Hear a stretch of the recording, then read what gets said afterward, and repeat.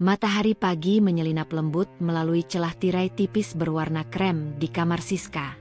Udara desa yang sejuk berpadu dengan aroma semerbak wangi melati dari pekarangan rumah, menciptakan suasana yang membuat hati terasa tenang. Burung-burung gereja riuh berceloteh di dahan mangga yang rindang, seolah ikut menyambut hari baru yang menjanjikan kebaikan.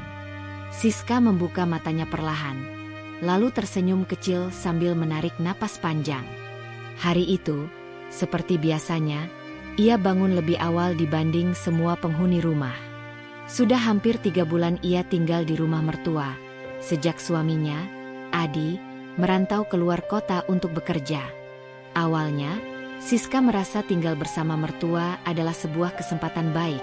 Selain lebih aman daripada tinggal sendirian, ia juga berharap dapat membangun hubungan yang hangat dengan keluarga suaminya.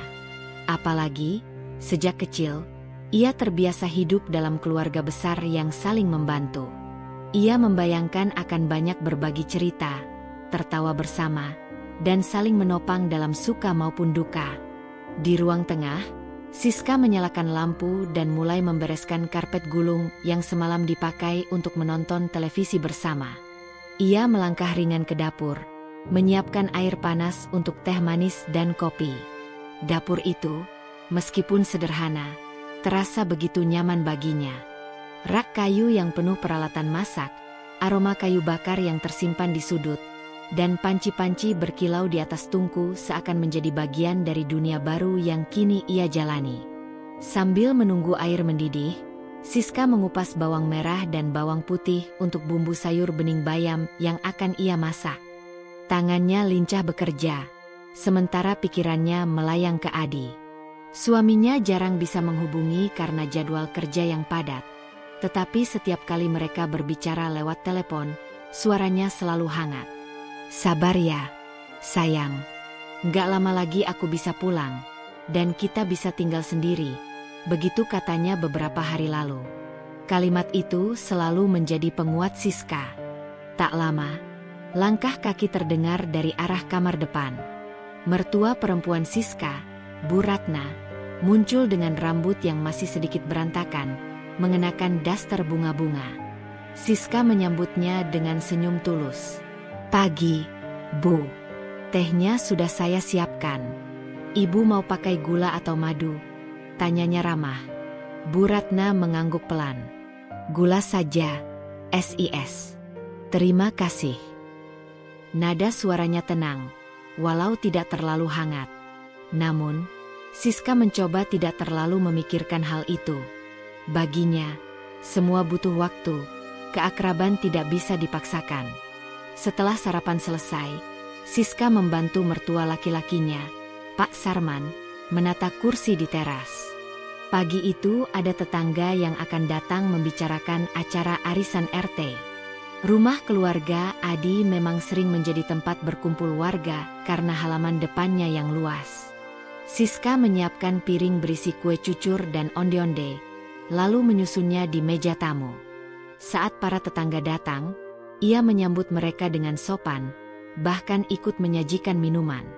Di sela acara itu, beberapa ibu-ibu tetangga sempat menepuk bahu Siska sambil berbisik.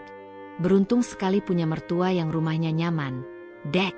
Kalau aku, dulu, aduh, cerita panjang." Mereka tertawa kecil. Siska hanya ikut tersenyum, tidak tahu bahwa suatu hari ia akan merasakan sendiri makna tersirat dari ucapan itu. Siang menjelang, matahari mulai terik. Setelah tamu pulang, Siska kembali ke dapur mencuci piring. Keringat mulai membasahi pelipisnya, tapi ia tetap bersemangat. Di benaknya, segala pekerjaan rumah ini adalah bagian dari tanggung jawabnya sebagai menantu yang tinggal di rumah mertua. Ia percaya, semakin rajin ia membantu, semakin besar pula rasa sayang yang akan diterimanya. Menjelang sore, Bu Ratna duduk di ruang tengah sambil menonton sinetron, sementara Pak Sarman tidur siang. Siska memanfaatkan waktu untuk menyapu halaman dan menyirami tanaman. Di antara pot bunga itu, ada satu pot mawar merah yang mulai layu. Siska membungkuk, merapikan daun-daun keringnya, lalu menambahkan air. Mawar itu mengingatkannya pada mawar di taman rumah orang tuanya, yang selalu ia rawat sejak remaja. Ia tersenyum kecil, teringat masa-masa itu. Hari mulai gelap. Usai mandi, Siska membantu menyiapkan makan malam. Malam itu, suasana meja makan terasa damai. Mereka berbincang ringan tentang cuaca, harga sembako, dan rencana panen padi di sawah belakang rumah. Tidak ada nada tinggi, tidak ada kata-kata kasar. Hanya percakapan sederhana yang membuat Siska merasa dirinya benar-benar diterima. Sebelum tidur, Siska duduk di ranjangnya, menatap layar ponsel yang memperlihatkan pesan singkat dari Adi. "Tidurlah yang nyenyak, sayang. Aku selalu berdoa kamu kuat di sana." Kalimat itu membuat matanya berkaca-kaca. Ia tidak tahu bahwa ketenangan hari-hari ini hanyalah permulaan sebelum badai besar datang menerpa. Namun malam itu, ia memilih untuk percaya bahwa semuanya akan baik-baik saja. Pagi itu, embun masih bergelayut di ujung dedaunan ketika Siska keluar rumah membawa keranjang rotan kecil berisi cucian yang baru saja diambil dari jemuran. Udara terasa segar, meskipun awan kelabu mulai menggantung di ufuk timur.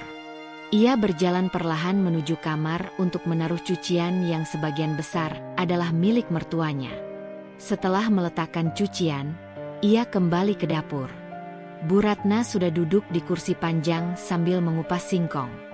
Wajahnya datar, tapi tatapannya mengikuti setiap gerakan Siska. "Air panasnya sudah siap, Bu. Mau saya buatkan kopi sekarang?" tanya Siska dengan senyum ringan. "Buatkan saja, tapi gulanya jangan terlalu banyak." "Kamu kemarin kebanyakan," jawab Bu Ratna, kali ini dengan nada sedikit menggurui. Siska mengangguk pelan.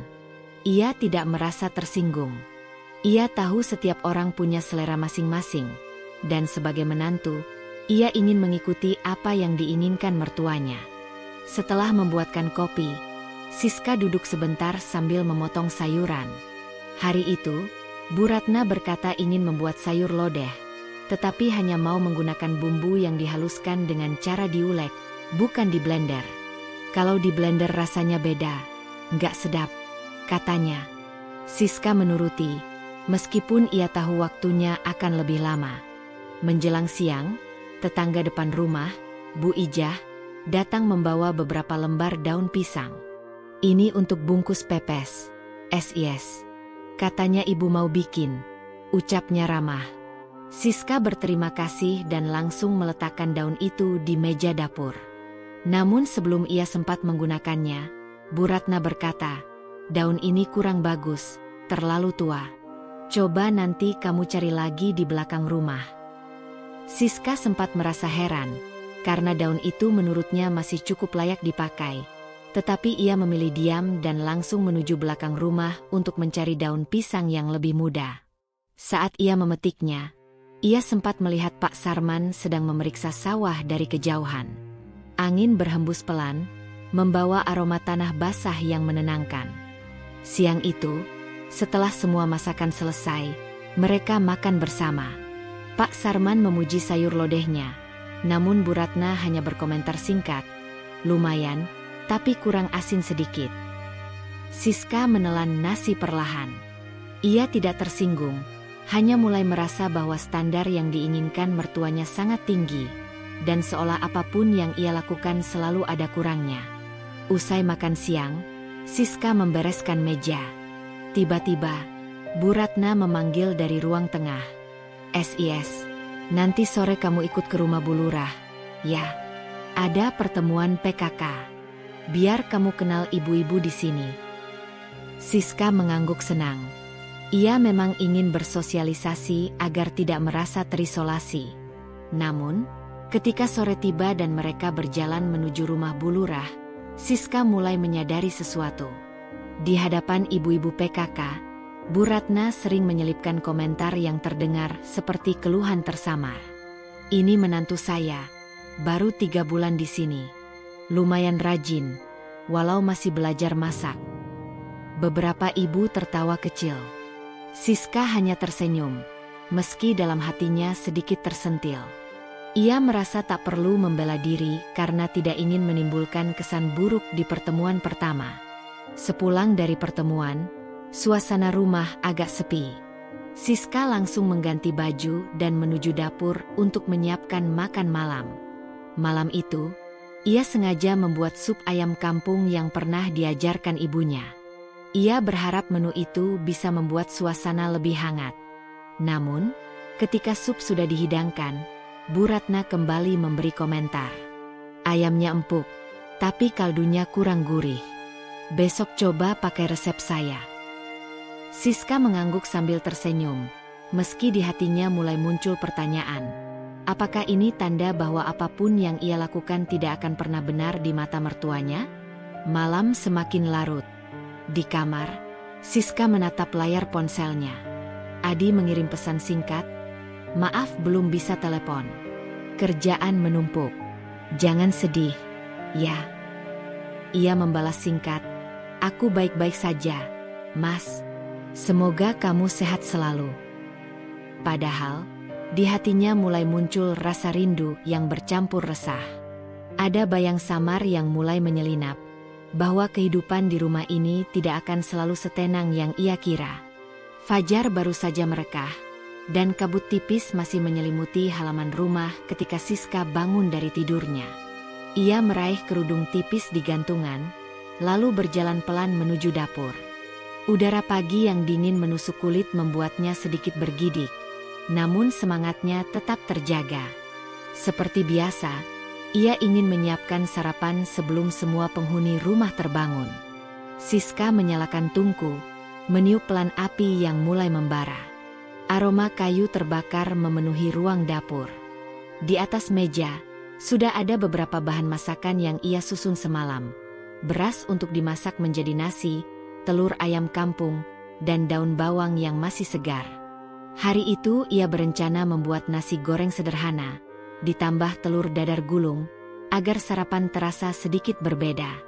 Tepat ketika ia sedang mengiris bawang, Bu Ratna masuk ke dapur. "SIS. Hari ini banyak yang harus kamu kerjakan," ucapnya tanpa basa-basi. Siska berhenti sebentar dan menoleh. "Apa saja, Bu? Nanti saya selesaikan." "Kamu harus bersihkan gudang, cuci karpet besar di teras, dan bantu saya buat kue apem untuk pesanan arisan. Oh, dan jangan lupa, siang nanti kita jemput pamanmu Adi di terminal. Dia mau menginap beberapa hari." Siska mengangguk cepat. Ia tahu tugas-tugas itu tidak ringan. Apalagi mencuci karpet besar membutuhkan tenaga ekstra. Namun ia tidak ingin terlihat keberatan. Baginya, membantu adalah bentuk bakti. Sarapan pagi itu berjalan cepat.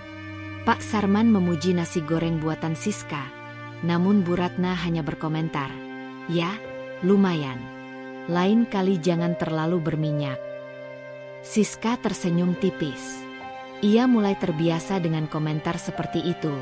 Meski di lubuk hati, ada rasa lelah yang pelan-pelan menumpuk. Setelah membereskan meja makan, ia langsung menuju gudang. Ruangan itu pengap dan berdebu. Kardus-kardus berisi barang lama bertumpuk tak beraturan. Ada yang mulai rapuh dimakan rayap. Siska menutup hidung dengan kain, lalu mulai memilah barang. Di salah satu sudut, ia menemukan album foto tua. Saat membukanya, ia melihat foto-foto masa muda mertuanya, tersenyum lebar di pesta pernikahan, berpose di sawah, dan beberapa foto kecil Adi saat masih anak-anak. Hatinya hangat, seolah mengintip perjalanan keluarga ini dari waktu ke waktu. Namun, tak lama kemudian, suara Bu Ratna memecah suasana. "SIS. Jangan kelamaan di situ, nanti kerjaan lain terbengkalai." Siska buru-buru menutup album dan melanjutkan membersihkan gudang. Ia sadar, tak ada banyak waktu untuk berlama-lama mengenang. Menjelang siang, ia memanggul karpet besar ke halaman depan untuk dicuci. Matahari mulai terik, dan peluh mengalir deras di pelipisnya. Tangan dan punggungnya terasa pegal. Namun ia terus menggosok karpet hingga warnanya kembali cerah. Sesekali, beberapa tetangga lewat dan melirik, ada yang menyapa sekadar basa-basi. Baru saja ia selesai menjemur karpet, Bu Ratna kembali datang. "Ayo ke dapur, kita buat kue apem. Pesanannya banyak, harus selesai sore ini." Siska mengangguk.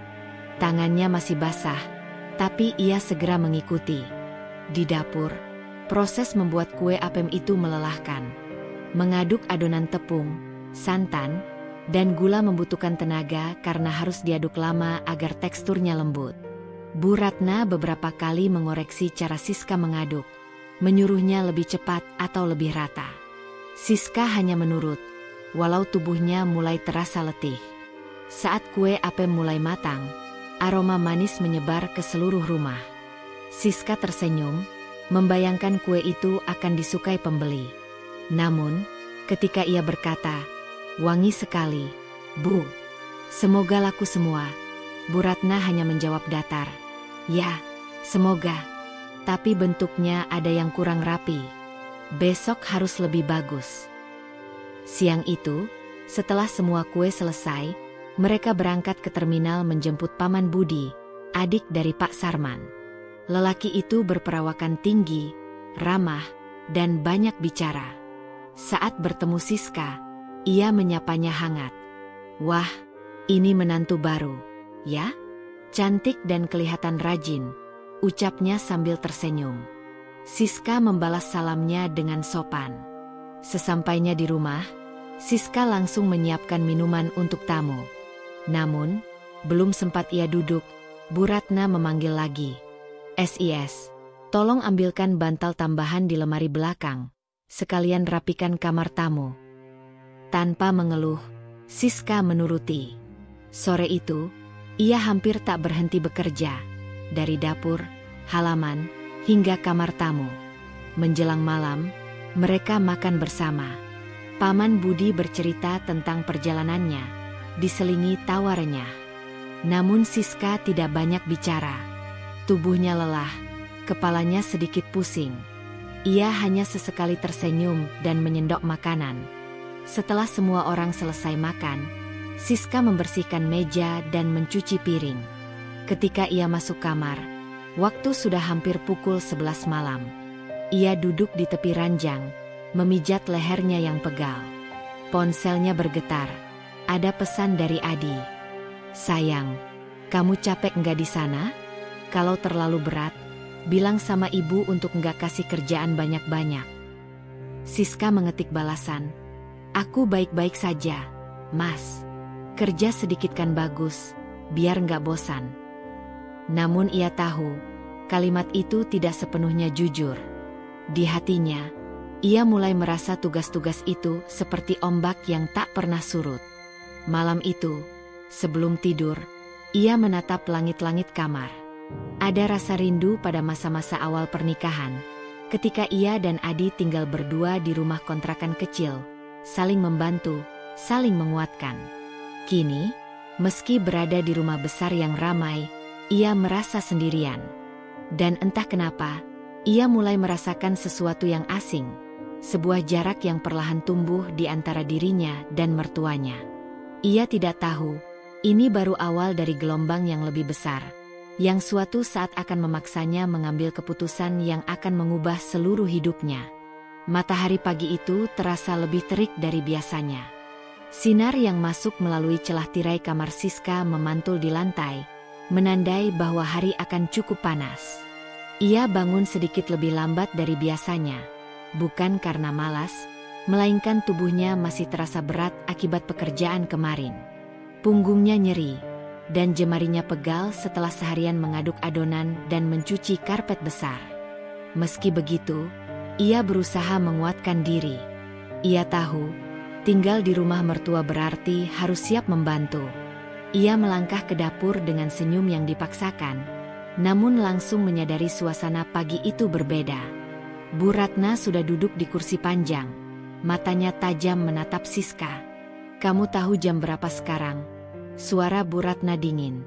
Siska menoleh ke jam dinding, baru pukul 5:30. "Maaf, Bu, saya bangun agak telat. Tadi malam selesai membereskan semuanya agak larut." Kalau tinggal di rumah orang, jangan manja. Ibu dulu waktu seusiamu, subuh sudah masak, sapu halaman, nyapu rumah, belum lagi nyuci, ujar Bu Ratna dengan nada yang membuat dada Siska sedikit sesak. Siska menunduk. Ia menahan diri untuk tidak membalas. Baik, Bu. Saya akan mulai masak sekarang, katanya pelan. Ia segera menyiapkan sayur asem dan tempe goreng untuk sarapan. Tangannya bergerak cepat, meski pikirannya sedikit terusik. Ia mulai merasa, apapun yang ia lakukan tidak pernah cukup. Bahkan ketika ia lelah sekalipun, tetap ada kekurangan yang dicari. Saat sarapan, Paman Budi memuji masakan Siska. Enak sekali, SIS. Sayur asemnya segar, pas rasanya. Namun, komentar itu segera dipotong oleh Bu Ratna. Ya, lumayanlah. Tapi kalau asamnya lebih banyak, pasti lebih sedap. Siska tersenyum tipis, menahan hati. Ia tidak ingin memperpanjang. Siang itu, Bu Ratna meminta Siska mencuci pakaian di sumur belakang. Jumlahnya cukup banyak karena pakaian Paman Budi dan Pak Sarman ikut dicampur. Sambil mencuci, Siska mendengar Bu Ratna berbincang dengan tetangga di halaman depan. Awalnya ia tidak terlalu memperhatikan, namun kemudian telinganya menangkap beberapa kalimat yang membuat dadanya terasa perih. Kalau menantu zaman sekarang tuh ya, kelihatan rajin di depan. Tapi sebenarnya, kalau nggak dipantau, suka malas juga, ujar Bu Ratna sambil terkekeh. Tetangga itu menanggapi, "Ah, masa, Bu? Padahal saya lihat Siska itu rajin." "Rajin? Ya, ada rajinnya. Tapi masih jauh kalau dibandingkan sama ibu dulu muda," jawab Bu Ratna dengan nada setengah merendahkan. Siska berhenti mengucek pakaian sejenak. Ada rasa panas di matanya, namun ia menahan air mata agar tidak jatuh. Ia mencoba berpikir positif. Mungkin Bu Ratna hanya bercanda. Namun kata-kata itu menusuk, apalagi diucapkan di hadapan orang lain. Menjelang sore, Siska mendapat tugas baru, membersihkan lemari piring yang ada di ruang tamu. Lemari itu besar dan penuh pernak-pernik keramik peninggalan keluarga. Saat ia sedang mengelap bagian atas, tiba-tiba salah satu cangkir tua tergelincir dan jatuh. Suara pecahan terdengar nyaring. Siska tertegun, wajahnya pucat. Ia tahu cangkir itu bukan sembarang barang. Bu Ratna yang mendengar suara itu langsung datang. "Astaga, Siska, itu cangkir peninggalan almarhum Nenek Adi. Kenapa kamu ceroboh sekali?" Suaranya meninggi. Siska panik. "Maaf, Bu, saya nggak sengaja. Tangan saya licin karena lem basah." "Alasan? Makanya hati-hati. Kalau rusak begini, nggak bisa diganti," bentak Bu Ratna sambil memungut pecahan cangkir dengan kasar. Paman Budi mencoba menengahi. "Sudahlah, Mbak Ratna. Namanya juga musibah, nggak usah dibesar-besarkan." Namun Bu Ratna tetap marah. Kalau semua dibilang musibah, lama-lama habis isi rumah ini. Siska menunduk dalam-dalam, wajahnya panas. Dalam hati, ia bertanya-tanya, sampai kapan ia harus menahan semua ini? Malam itu, setelah semua orang tidur, Siska duduk di ranjang, menatap ponselnya. Ia ingin menceritakan semuanya pada Adi, tapi ia takut membuat suaminya khawatir. Ia hanya mengirim pesan singkat, "Hari ini melelahkan. Semoga kamu cepat pulang." Namun dalam hatinya, ia mulai menyadari satu hal. Ini bukan sekadar perbedaan karakter atau kebiasaan. Ada api kecil yang mulai menyala. Api yang jika tidak padam, bisa membakar habis kesabarannya. Pagi itu, suara ayam berkokok terdengar bersahut-sahutan dari belakang rumah. Siska sudah terbangun bahkan sebelum azan subuh berkumandang. Ia memutuskan untuk segera berwudu dan salat, berharap hatinya lebih tenang setelah semalam masih terbayang kejadian cangkir pecah dan kemarahan Bu Ratna. Meski ia berusaha mengusirnya, rasa perih itu tetap mengendap di hati. Selesai salat, ia duduk sejenak di tepi ranjang, menatap lantai yang dingin. Aku harus sabar, gumamnya lirih. Ia percaya, badai sekuat apapun pasti akan reda. Dengan pikiran itu, ia melangkah ke dapur. Namun, begitu sampai, ia mendapati Bu Ratna sudah berdiri di sana. Wajahnya tanpa senyum, dan di meja dapur ada tumpukan cucian piring kotor dari semalam. "Kamu kemarin tidur tanpa cuci piring malam, ya?" tanyanya tajam. Siska terkejut. "Maaf, Bu, semalam saya sudah cuci semua piring makan malam. Ini mungkin dari Paman Budi yang makan lagi setelah saya masuk kamar." "Kalau begitu, lain kali periksa sampai benar-benar bersih sebelum tidur. Jangan cuma kerjakan setengah-setengah," ucap Bu Ratna sambil menghela napas panjang, seolah kecewa berat. Siska mengangguk tanpa membantah, lalu segera mencuci piring-piring itu. Air dingin menusuk jari-jarinya, namun ia tetap bergerak cepat. Setelah selesai, ia mulai menyiapkan sarapan, bubur ayam dan sambal kacang, menu yang ia pikir semua orang akan suka. Sekitar pukul 6, seluruh anggota keluarga berkumpul di meja makan. Paman Budi memuji bubur buatan Siska. "Wah, buburnya enak sekali. Rasa kacangnya pas." Namun, seperti biasa, komentar Bu Ratna berbeda. "Buburnya terlalu kental. Lain kali jangan kebanyakan beras." Siska hanya menunduk. Ia mulai sadar, setiap pujian untuknya akan selalu dibalas dengan kritik dari mertuanya. Ia berusaha menganggap ini sebagai masukan, tapi lama-lama terasa seperti penolakan yang terus-menerus. Setelah sarapan, Bu Ratna meminta Siska membersihkan semua jendela rumah. "Kacanya banyak debu. Kamu lap sampai kinclong. Ya, jangan cuma di luar, bagian dalamnya juga." Instruksinya jelas. Siska mengiyakan. Pekerjaan itu memakan waktu lama karena rumah mereka besar dan jendelanya banyak.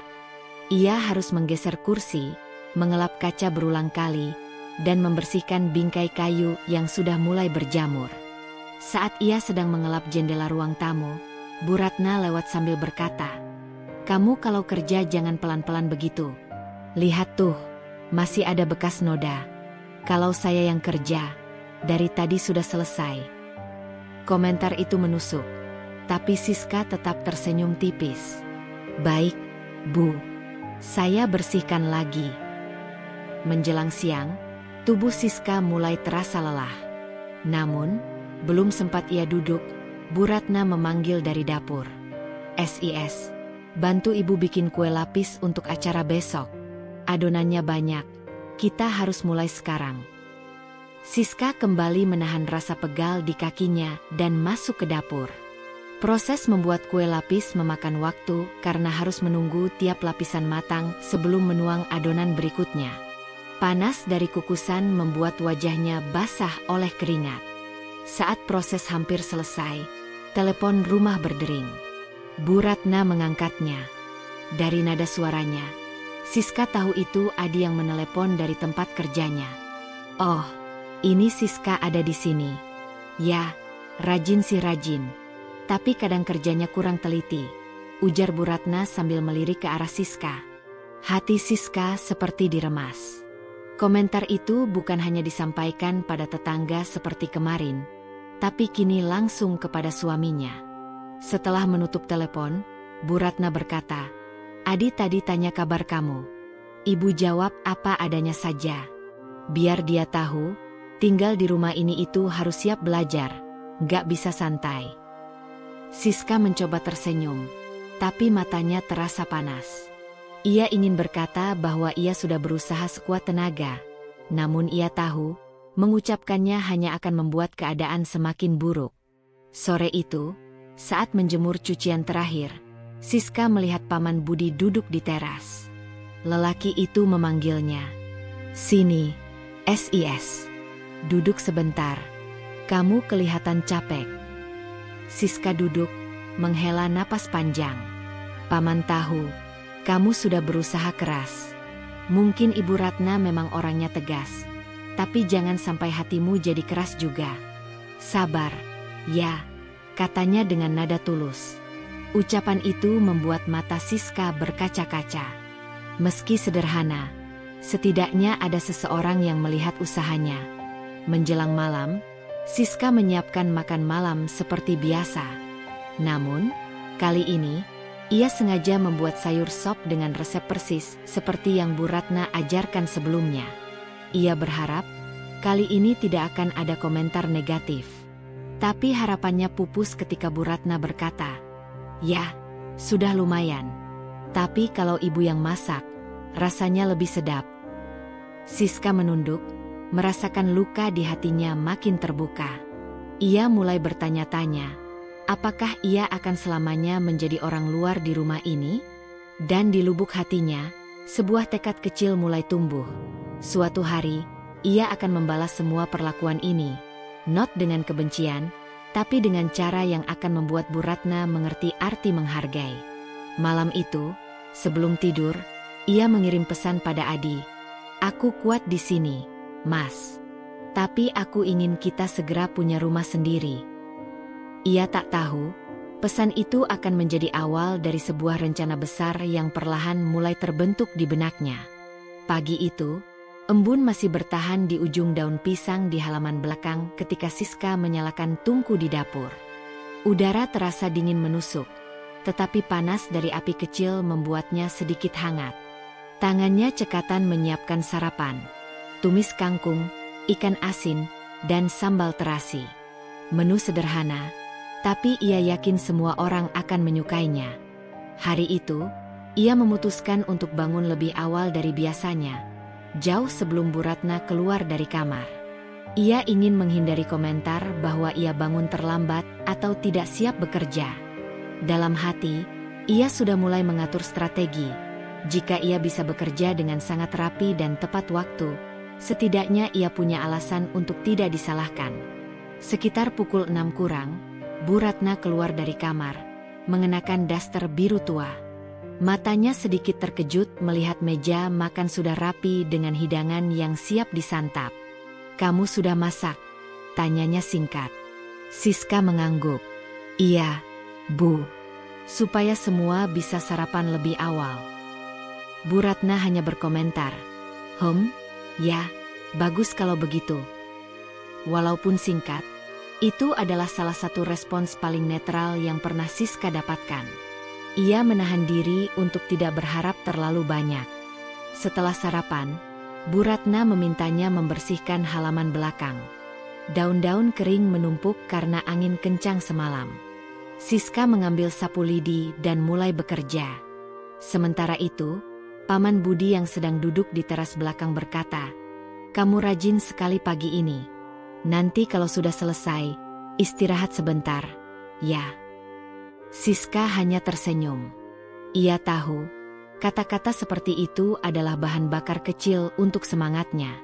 Sekitar pukul 9, Bu Ratna memanggilnya ke dapur. "SIS, hari ini kita bikin lemper untuk pesanan hajatan. Kita harus buat 150 buah. Kamu yang masak ketan, nanti ibu yang isi." Siska mengangguk, lalu mulai menanak ketan. Prosesnya panjang, karena ketan harus direndam, dikukus setengah matang, lalu dimasak lagi dengan santan. Panas kukusan membuat wajahnya basah oleh keringat. Saat mereka mulai membungkus lemper, Bu Ratna beberapa kali mengoreksi cara lipatan Siska. "Jangan longgar. Kalau longgar, nanti isinya keluar. Lihat nih, seperti ini," katanya sambil memperlihatkan lipatan yang rapi. Siska menahan napas. "Baik, Bu. Saya perbaiki." Siang itu, setelah lemper selesai, Bu Ratna terlihat lelah dan kembali ke kamarnya untuk tidur siang. Kesempatan itu dimanfaatkan Siska untuk duduk sebentar di teras. Ia menatap sawah di kejauhan, mencoba menghirup udara segar. Namun, pikirannya tetap dipenuhi oleh satu hal. Bagaimana caranya keluar dari situasi ini tanpa harus bertengkar atau mempermalukan suaminya. Ia teringat pesan yang ia kirim pada Adi semalam, tentang keinginannya memiliki rumah sendiri. Adi menjawab pagi tadi, "Aku akan berusaha, sayang." Mungkin butuh waktu. Tapi kita bisa mulai menabung dari sekarang.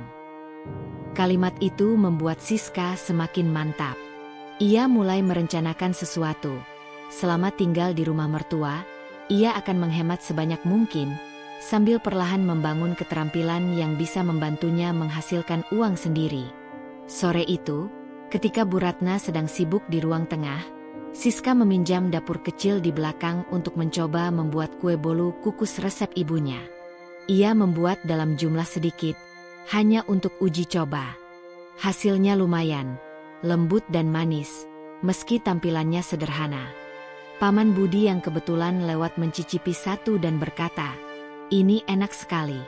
Kalau dijual, pasti laris." Siska tersenyum. "Terima kasih, Paman. Saya cuma coba-coba."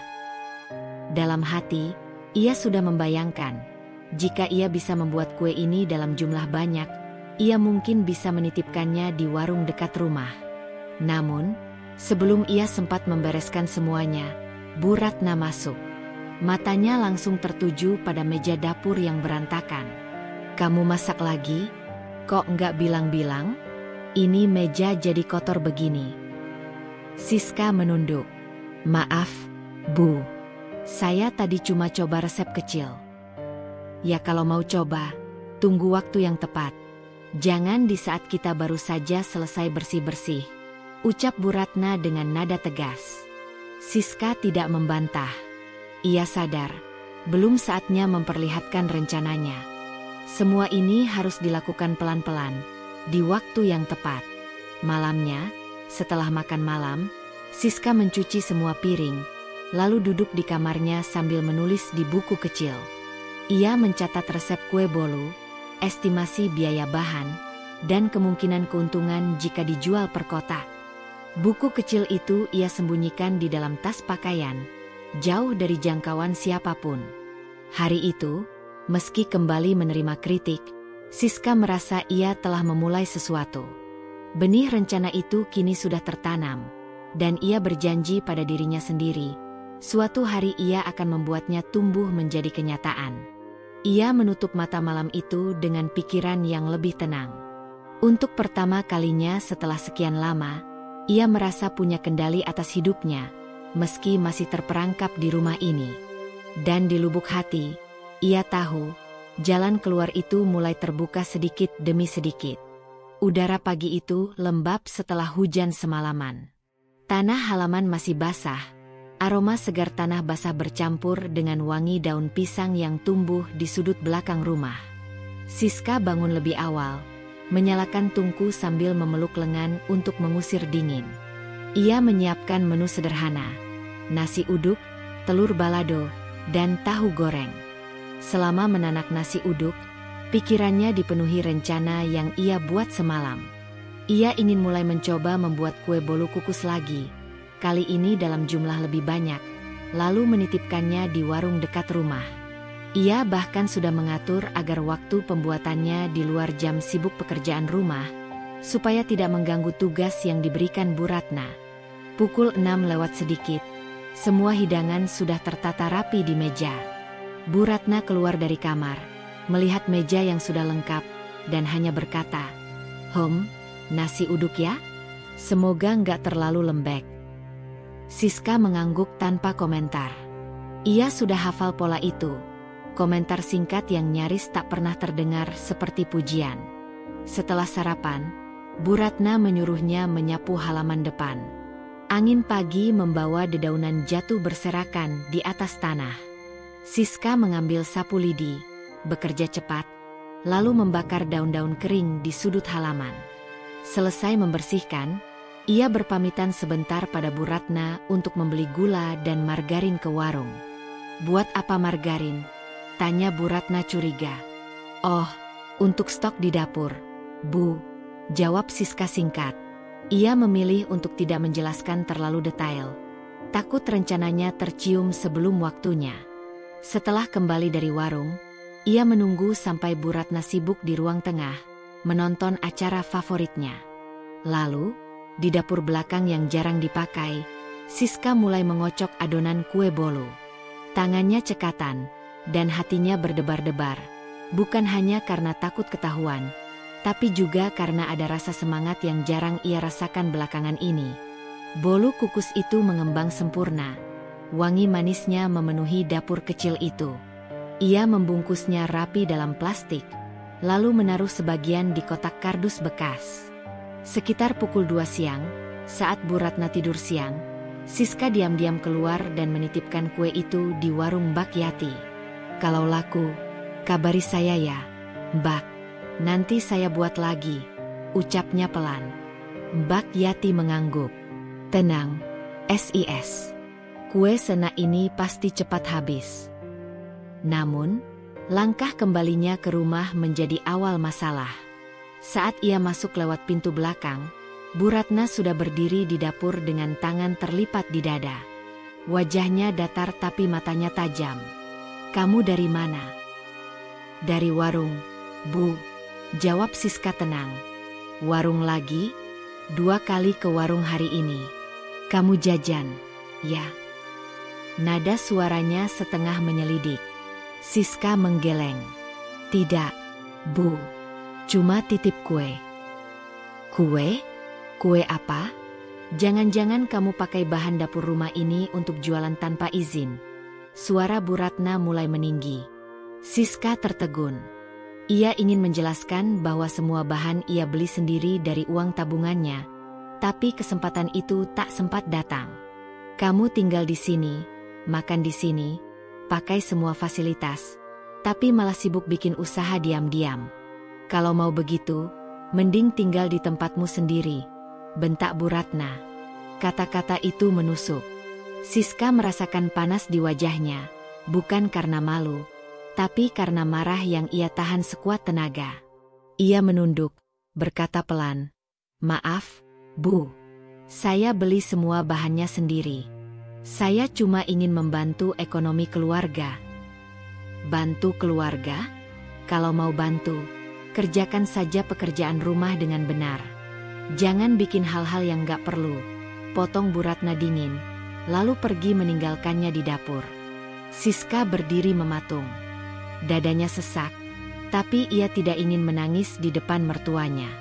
Ia kembali ke kamar, duduk di tepi ranjang, dan mengatur napas. Ponselnya bergetar. Ada pesan dari Mbak Yati. SIS, bolunya laris. Tinggal 2 bungkus. Ada yang pesan lagi besok. Pesan itu seperti cahaya kecil di tengah kegelapan. Meski dimarahi, ia tahu rencananya tetap berjalan. Sore itu, ia kembali beraktivitas seperti biasa, membantu Bu Ratna menyiapkan makan malam. Tidak ada percakapan berarti di meja makan malam itu, hanya suara sendok dan piring yang beradu. Paman Budi sesekali mencoba mencairkan suasana dengan cerita lucu, tapi tak banyak membantu. Malamnya, Siska mengirim pesan pada Adi. "Mas, aku mulai buat kue bolu lagi. Tadi sempat dimarahi ibu karena dikira pakai bahan dapur. Padahal semua dari uangku sendiri. Bolunya laku di warung. Aku yakin ini bisa jadi awal kita menabung." Adi membalas cepat. "Aku bangga sama kamu. Sabar ya, sayang.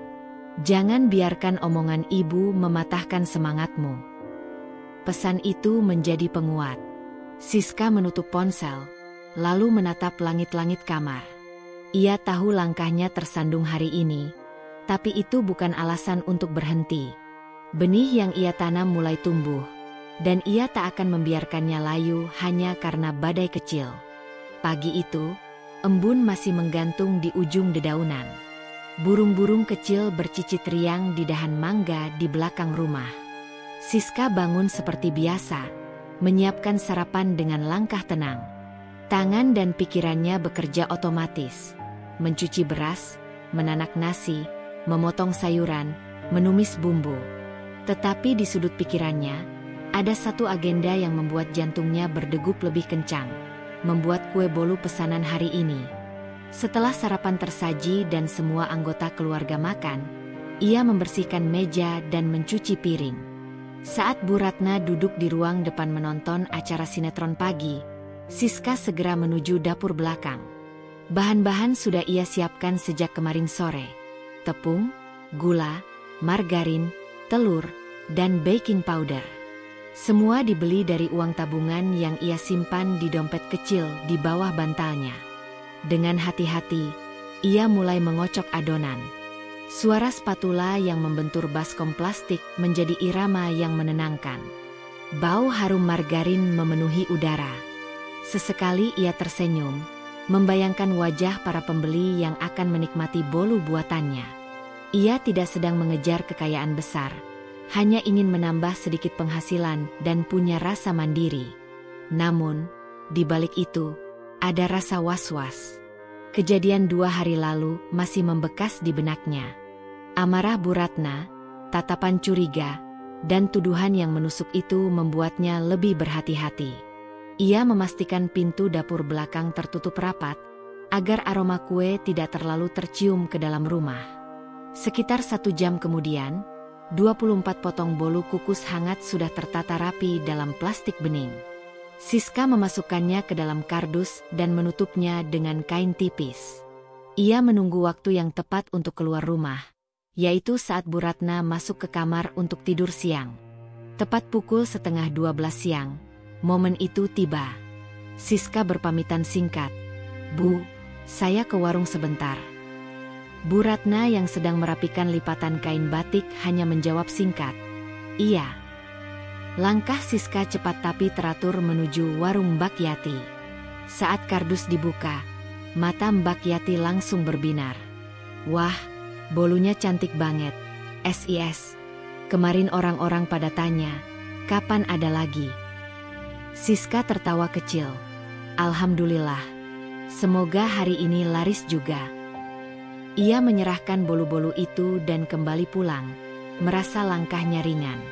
Namun, begitu ia masuk rumah, suasana berubah dingin. Bu Ratna duduk di kursi ruang makan, menatapnya lekat-lekat. "Kamu dari warung lagi?" tanyanya, nada datar tapi tajam. "Iya, Bu. Titip kue lagi." Bu Ratna menghela napas panjang. "Kamu ini, sudah saya bilang, fokus saja sama pekerjaan rumah. Ngurus jualan itu bikin capek. Kalau sampai ada yang bilang menantu saya sibuk jualan daripada mengurus rumah, itu memalukan." Siska terdiam sejenak, mencoba menahan diri. "Bu, pekerjaan rumah sudah saya selesaikan semua sebelum keluar. Saya juga mau bantu ekonomi keluarga, apalagi Mas Adi jauh di rantau." "Bantu? Kalau benar mau bantu, jangan bikin malu keluarga. Kamu pikir orang gak ngomongin? Tadi tetangga bilang ke saya, lihat kamu mondar-mandir bawa kardus. Mereka tanya-tanya, apa menantu Bu Ratna sudah jadi pedagang keliling? Memangnya kita ini kekurangan?"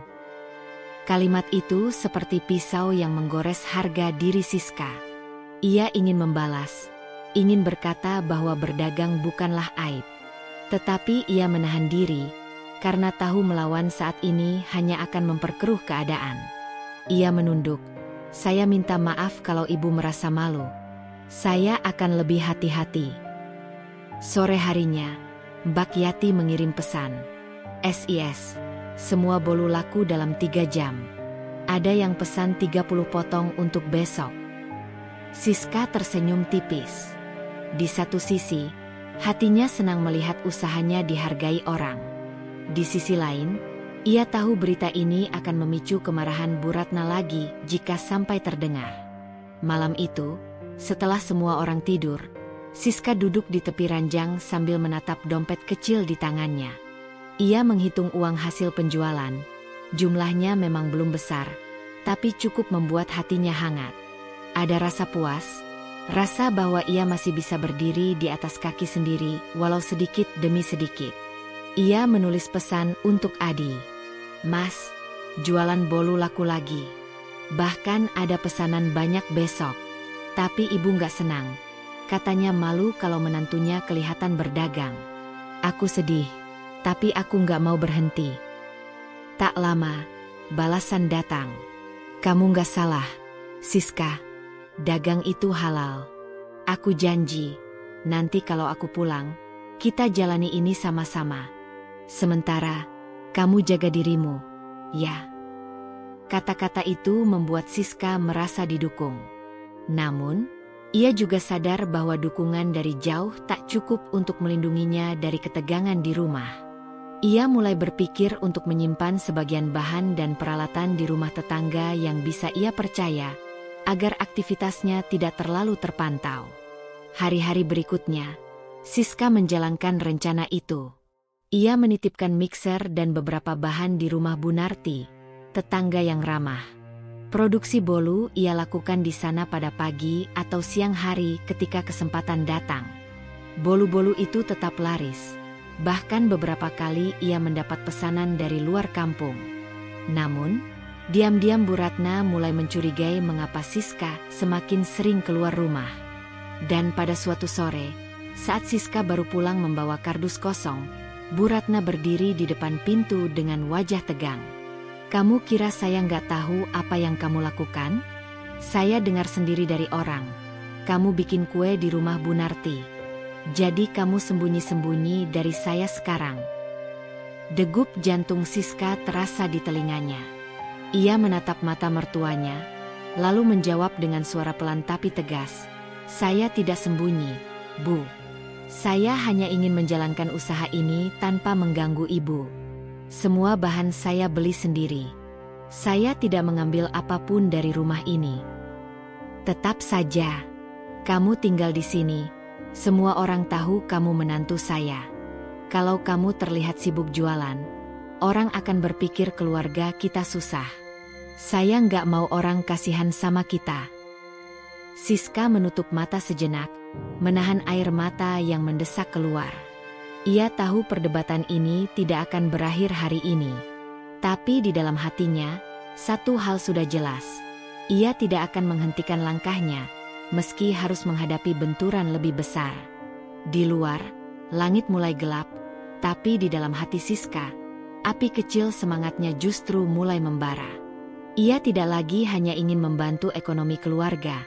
Ia ingin membuktikan bahwa kerja keras, meski diremehkan, akan berbuah manis pada waktunya. Fajar menyingsing dengan cahaya lembut yang menembus tirai jendela kamar. Suara adzan subuh memecah kesunyian, memanggil setiap jiwa untuk beranjak dari peraduan. Siska bangun lebih awal dari biasanya. Matanya terasa berat, bukan karena kantuk, melainkan akibat pikiran yang tak henti-henti berputar semalaman.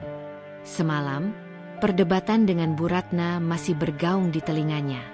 Setiap kata yang keluar dari mulut sang mertua terasa seperti cambuk yang mencabik-cabik harga diri. Ia berusaha menghibur diri bahwa ini hanyalah fase, bahwa mungkin suatu saat Bu Ratna akan mengerti. Namun, hati kecilnya tahu, hubungan mereka sudah mencapai titik rapuh. Selesai sholat subuh, Siska keluar ke dapur. Udara dingin menyelinap dari celah-celah jendela.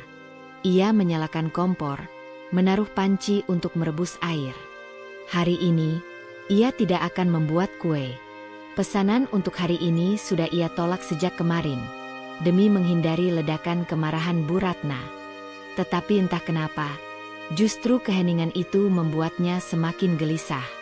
Sekitar pukul 6 pagi, Bu Ratna keluar dari kamar, masih mengenakan daster bermotif bunga. "Sarapan apa?" tanyanya tanpa basa-basi. "Saya masak bubur ayam, Bu," jawab Siska pelan. Bu Ratna hanya mengangguk, lalu duduk di kursi sambil menyalakan televisi. Sepagi itu, suasana rumah seperti berjalan di atas kaca tipis. Tidak ada percakapan berarti, hanya suara sendok yang beradu dengan piring, suara berita pagi, dan sesekali batuk ringan dari Bu Ratna. Siska memilih sibuk mencuci pakaian di halaman belakang, menghindari tatapan langsung. Menjelang siang, ponselnya bergetar. Pesan dari Mbak Yati masuk. "SIS, ada yang mau pesan 50 potong bolu untuk acara arisan minggu depan. Bisa nggak?" Siska menatap layar ponsel cukup lama sebelum mengetik balasan. "Insya Allah bisa, Mbak. Tapi bahannya saya siapkan bertahap." Ia tahu menerima pesanan ini berarti harus bekerja ekstra dan menyusun strategi agar tidak ketahuan Bu Ratna. Namun, rencana itu buyar sore harinya. Saat Siska tengah menyapu teras, Bu Ratna datang menghampiri sambil membawa sebuah plastik hitam besar. "Ini apa?" tanyanya sambil meletakkan plastik itu di hadapan Siska. Siska melirik isi plastik itu. Tepung, gula, telur, bahan-bahan yang ia simpan di rumah Bu Narti. Jantungnya berdegup kencang. "Itu bahan kue, Bu. Saya titip di rumah Bu Narti." Bu Ratna memelototinya. "Jadi benar. Kamu pikir saya nggak tahu? Bu Narti tadi datang. Katanya ini ketinggalan di rumahnya. Kamu mau sembunyi-sembunyi sampai kapan?" Siska menelan ludah. "Saya cuma nggak mau bikin ibu marah. Saya tahu ibu nggak setuju saya jualan. Tapi saya juga nggak mau berhenti. Saya ingin membantu, Bu." "Membantu? Kamu itu bikin malu. Orang-orang pasti pikir menantu saya diperlakukan nggak layak sampai harus dagang diam-diam. Apa kamu nggak mikir perasaan saya?" Kata-kata itu membakar telinga Siska. Ia merasa semua usahanya untuk menjaga perasaan Bu Ratna justru dianggap sebagai pengkhianatan. Nafasnya mulai tersengal. Tapi ia berusaha tetap tenang. "Bu, saya nggak pernah ambil uang dari rumah ini untuk usaha. Semua dari tabungan saya. Saya hanya ingin punya pegangan. Bu, Mas Adi jauh, dan saya nggak mau cuma menunggu." Bu Ratna menatapnya tajam. "Kamu itu keras kepala. Kalau kamu tetap mau dagang, kamu keluar dari rumah ini. Pilih, tinggal di sini dan patuh sama aturan saya, atau pergi dengan usahamu itu." Kalimat itu bagai petir di siang bolong. Siska terpaku, mencoba mencerna arti kata-kata tersebut. Ia sadar, keputusan harus diambil, dan keputusan ini akan mengubah segalanya. Malamnya, Siska duduk di kamar sambil memegang ponselnya. Jempolnya gemetar saat mengetik pesan ke Adi. "Mas, Ibu marah besar. Katanya kalau aku terus jualan, aku harus keluar dari rumah. Aku nggak tahu harus gimana." Balasan datang beberapa menit kemudian. "Siska, kalau itu yang terbaik untuk kamu, aku lebih rela kamu keluar daripada terus tertekan. Kita bisa cari kontrakan kecil. Aku kirim uang tambahan bulan ini." Air mata Siska jatuh. Ada rasa lega karena Adi mendukungnya, tapi juga sedih karena ini berarti ia harus meninggalkan rumah yang menjadi tempatnya berteduh selama ini. Keesokan harinya, Siska memberanikan diri bicara lagi dengan Bu Ratna. "Bu, saya sudah pikirkan. Kalau memang ibu keberatan dengan usaha saya akan keluar dari rumah ini. Saya nggak mau terus membuat hubungan kita buruk."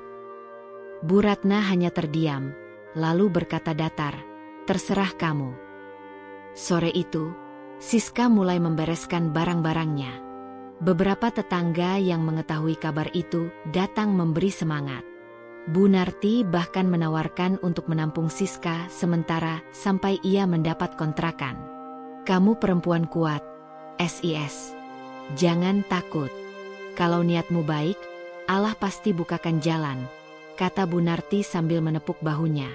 Saat matahari tenggelam, Siska menatap rumah mertuanya sekali lagi.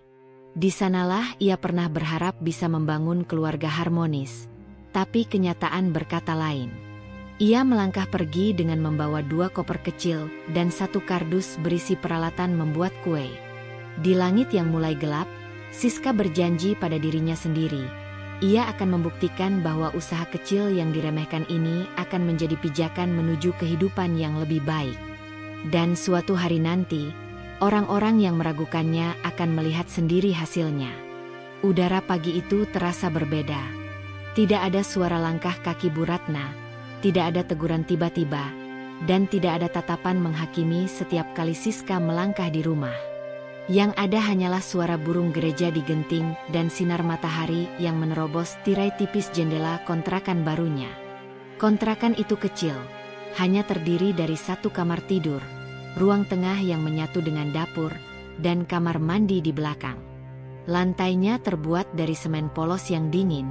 Temboknya sudah mulai mengelupas di beberapa sudut. Tapi bagi Siska, inilah kebebasan pertamanya. Malam sebelumnya, Bu Narti menemaninya menata sedikit perabot yang dibawanya dari rumah mertua. Tidak banyak, sebuah rak piring, kompor gas 2 tungku, tikar lipat, dan meja kayu yang sudah agak rapuh. Bu Narti juga menyumbangkan 1 kasur busa tipis. Biar nggak tidur di lantai, SIS, katanya sambil tersenyum. Pagi ini, Siska duduk di lantai sambil menyeruput teh hangat. Ponselnya tergeletak di meja dengan daftar pesanan dari Mbak Yati untuk acara arisan minggu depan. 50 potong bolu bukan jumlah sedikit. Apalagi dapur kontrakan ini sempit dan alat yang ia punya terbatas. Namun justru tantangan itu membuat semangatnya terpacu. Sebelum memulai, ia menulis daftar belanja di kertas bekas. Tepung terigu 5 kg. Telur ayam 60 butir. Gula pasir 3 kg. Margarin 2 kg. Baking powder.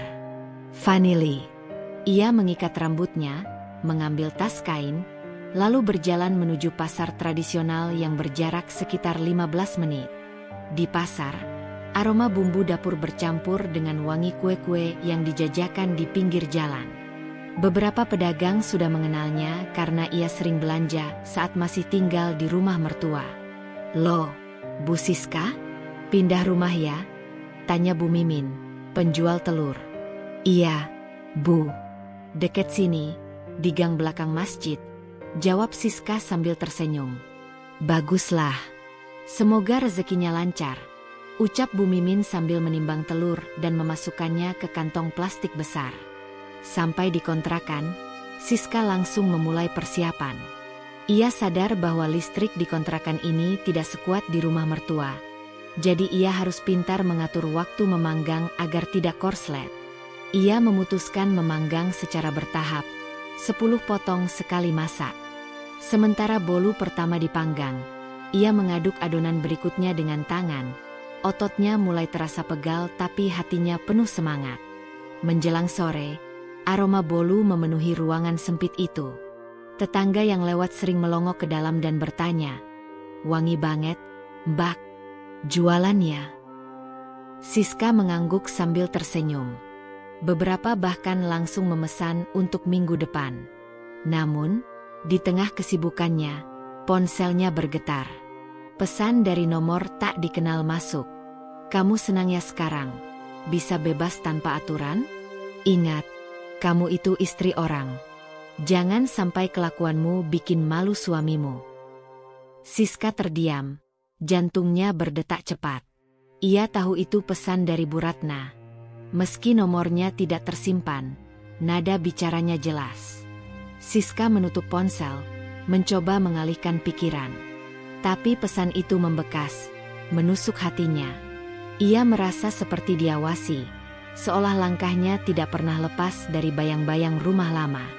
Malamnya, setelah semua bolu selesai, Siska duduk di lantai sambil menata potongan kue ke dalam kotak. Tangannya sibuk, tapi pikirannya melayang. Apakah keputusannya keluar dari rumah itu benar? Adi memang mendukung, tapi ia khawatir hubungan mereka akan retak karena jarak dan campur tangan orang tua. Sekitar pukul 9 malam, Adi menelepon lewat video call. Wajah lelah suaminya muncul di layar. "Mas, aku kangen," kata Siska sambil menahan air mata. Adi tersenyum tipis. "Aku juga. Gimana kabar? Udah mulai nyaman di rumah baru?" "Alhamdulillah, meskipun kecil, tapi aku bisa kerja dengan tenang." "Cuma," Siska terhenti, ragu melanjutkan. "Cuma apa?" tanya Adi. Siska menghela napas. "Ibu kirim pesan tadi siang." Nada bicaranya, "Ya gitu, Mas."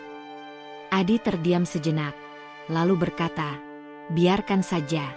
Kamu fokus saja ke usahamu. Aku janji, nanti kalau aku pulang kita bicarakan semua ini baik-baik." Kata-kata itu sedikit menenangkan Siska. Ia sadar, meski hidup mandiri bukan hal mudah, setidaknya ia tidak lagi harus menghadapi konflik setiap hari di bawah atap yang sama. 2 hari kemudian, pesanan untuk arisan selesai. Mbak Yati memuji hasil bolu Siska, bahkan mengunggahnya di media sosial. Tak disangka, unggahan itu membuat pesanan melonjak. Dalam seminggu, Siska menerima order dari 3 orang berbeda, termasuk 1 pesanan besar untuk acara ulang tahun anak. Namun, kesibukan baru ini membawa masalah lain. Bahan baku sering habis, dan ia harus keluar masuk pasar hampir setiap hari. Ditambah lagi, oven kecilnya mulai menunjukkan tanda-tanda rusak. Salah satu pemanasnya tidak berfungsi, membuat beberapa bolu matang tidak merata. Suatu malam, saat ia sedang memanggang pesanan besar, listrik di kontrakan padam. Gelap gulita menyelimuti ruangan, dan aroma gosong mulai tercium. Siska panik, membuka pintu oven, dan melihat setengah adonan hangus. Ia terduduk lemas. Di saat seperti itu, ia hampir menyerah. "Ya Allah, aku lelah," gumamnya sambil menahan air mata. Tetapi sebelum rasa putus asa itu menguasai, ia teringat pesan Bu Narti, "Kalau niatmu baik, Allah pasti bukakan jalan." Keesokan paginya, ia memutuskan menyisihkan sebagian uang keuntungan untuk membeli oven bekas yang lebih besar. Ia mendapatkannya dari penjual peralatan bekas di pasar dengan harga miring.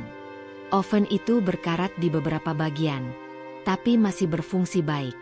Malam itu, saat mencoba oven baru, ia merasa seperti mendapat semangat baru. Bolu keluar dengan tekstur sempurna, dan wangi manisnya memenuhi ruangan. Ia tersenyum puas, membungkus kue sambil berbisik pada dirinya sendiri, "Aku akan terus maju, apapun yang terjadi." Di luar sana, kabar kesuksesan kecil Siska mulai terdengar di telinga orang-orang. Beberapa memuji, tapi ada juga yang berbisik-bisik dengan nada sinis. Siska tahu, jalan yang ia tempuh tidak akan sepi dari cobaan. Tapi kali ini, ia sudah siap. Di dalam hati, ia menyadari satu hal, rumah baru ini bukan sekadar tempat tinggal. Ini adalah simbol dari keberanian untuk berdiri di atas kaki sendiri, meski harus meninggalkan kenyamanan semu dan menghadapi dunia yang penuh ketidakpastian. Dan jauh di lubuk hatinya, Siska mulai merasakan sebuah tekad yang lebih besar. Tekad untuk membuktikan bahwa keputusan meninggalkan rumah mertua bukanlah akhir, melainkan awal dari kisah hidup yang akan ia tulis sendiri, dengan tinta kerja keras dan doa. Pagi itu, udara di gang kontrakan Siska terasa lebih riuh dari biasanya. Tukang sayur lewat dengan suara khasnya memanggil pembeli. Anak-anak kecil berlarian menuju sekolah, dan ibu-ibu tetangga mulai membuka pintu rumah sambil bercakap-cakap. Namun di dalam kontrakan, suasana berbeda. Siska sedang duduk bersila di lantai, menatap daftar pesanan di tangannya dengan tatapan antara senang dan cemas. Di kertas itu tertulis, "Pesanan 200 potong bolu, acara pernikahan, H3. Pesanan itu datang dari Bu Rani, tetangga jauh yang pernah mencicipi bolunya saat arisan. Jumlahnya sangat besar, jauh di atas pesanan-pesanan sebelumnya. Bagi Siska, ini kesempatan emas untuk memperluas jaringan pelanggan. Tapi di sisi lain, ia sadar kapasitas ovennya terbatas dan tenaganya hanya seorang diri. Ia mulai menghitung-hitung. Kalau sekali panggang 20 potong, berarti butuh 10 kali panggang. 1 kali panggang butuh 45 menit. Ya Allah, bisa sampai malam ini. Ia menghela napas, menatap oven bekas yang baru ia beli minggu lalu. Namun, ia tidak mau menyerah sebelum mencoba. Siska bertekad mengatur waktu sebaik mungkin. Pagi ini ia berangkat ke pasar lebih awal, membeli bahan baku dalam jumlah besar. Tepung, gula, telur, margarin, semuanya dibungkus dalam karung dan kantong plastik besar. Penjual di pasar bahkan menatapnya heran. "Banyak amat belanjanya, Bu Siska. Mau bikin pesta?" tanya Pak Bowo, penjual gula. Siska tersenyum kecil. "Bukan, Pak. Ada pesanan besar. Wah, hebat. Semoga laris terus ya. Sampai di rumah, ia langsung mulai bekerja. Sementara telur dikocok, margarin dilelehkan, dan tepung diayak, Siska mencoba mengatur pikirannya agar tetap fokus. Lagu-lagu semangat dari ponsel diputar pelan, mengiringi gerakan tangannya yang cekatan. Menjelang siang, aroma bolu mulai memenuhi ruangan. Namun, baru 3 kali panggang, sebuah masalah muncul. Listrik kontrakan tiba-tiba mati. Siska mematung. Ia berlari keluar, mencari tahu penyebabnya. Ternyata token listrik habis. Ia segera mengambil dompet, berlari ke warung Bu Lastri di ujung gang. Nafasnya memburu. "Bu, token 50.000. Cepat ya." Tangannya bergetar saat memasukkan angka ke meteran listrik. Begitu listrik kembali menyala, ia segera melanjutkan memanggang, meskipun waktu sudah banyak terbuang. Sore menjelang malam, Siska mulai merasa pegal. Punggungnya nyeri. Tangannya lengket oleh adonan, dan matanya perih karena terlalu lama menatap oven. Tapi ia terus memaksakan diri. Dalam hati, ia berkata, "Aku nggak boleh mengecewakan Bu Rani. Kalau pesanan ini berhasil, namaku bisa dikenal." Ketika sedang sibuk menuang adonan batch terakhir, tiba-tiba pintu kontrakannya diketuk keras. Siska terkejut, hampir menumpahkan adonan. Ia membuka pintu, dan di sana berdiri seseorang yang tak ia duga, Bu Ratna. Wajah mertua itu kaku, tatapannya menusuk. "Jadi begini caramu sekarang? Sibuk bikin kue, lupa tugas sebagai istri." Suaranya tajam, membuat beberapa tetangga yang lewat menoleh. Siska mencoba menjaga nada bicara. "Ibu, saya cuma berusaha mencari tambahan. Adi juga tahu." "Tambahan? Kamu pikir suamimu nggak cukup menafkahi? Apa kamu mau orang-orang bilang aku nggak bisa mengurus menantu sampai harus kerja seperti ini?" Nada suaranya meninggi. Siska menahan diri untuk tidak membalas. Ia tahu, berdebat di depan umum hanya akan mempermalukan keduanya. "Bu, ini pesanan untuk acara. Saya janji nggak akan melupakan kewajiban saya." Bu Ratna menghela napas panjang, lalu berkata pelan tapi tajam, "Ingat, kamu masih istri Adi. Jangan terlalu merasa bebas." Setelah itu, ia pergi tanpa menoleh lagi. Pintu tertutup. Siska terdiam. Perasaannya campur aduk. Marah, sedih, tapi juga takut. Ia tahu kata-kata Bu Ratna bisa mempengaruhi Adi jika terus diulang.